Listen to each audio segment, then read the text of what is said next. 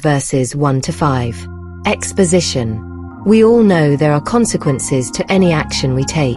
What we do can set into motion a series of events that may continue long after we are gone.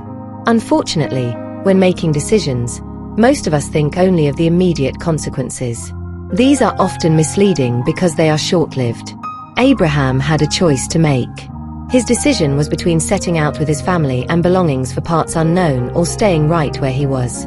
He had to decide between the security of what he already had and the uncertainty of traveling under God's direction.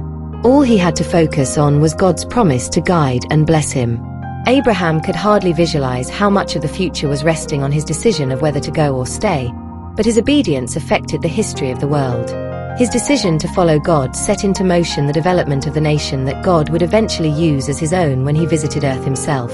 When Jesus Christ came to earth, God's promise was fulfilled. Through Abraham, the entire world was blessed. You probably don't know the long-term effects of most decisions you make.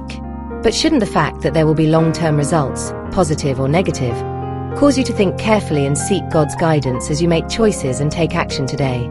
If we ask why God would want Abraham to sacrifice his son, a comparable question would be, why was Abraham willing to sacrifice his son? The simple answer is that he heard from God. Abraham's willingness to offer Isaac as a burnt offering required him to be fully convinced that God had spoken to him. Similarly, you should learn to respond to God's calling and commands with the same willingness that Abraham demonstrated. Prayer. Dear Lord, please help me to know you for myself so that when you speak to me, I can hear and obey. Amen. Memory verse for the week.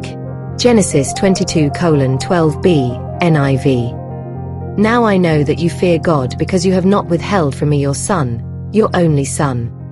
Bible reading plan for today. Isaiah 57-61. Have a great week. Please subscribe to this channel if you are blessed today.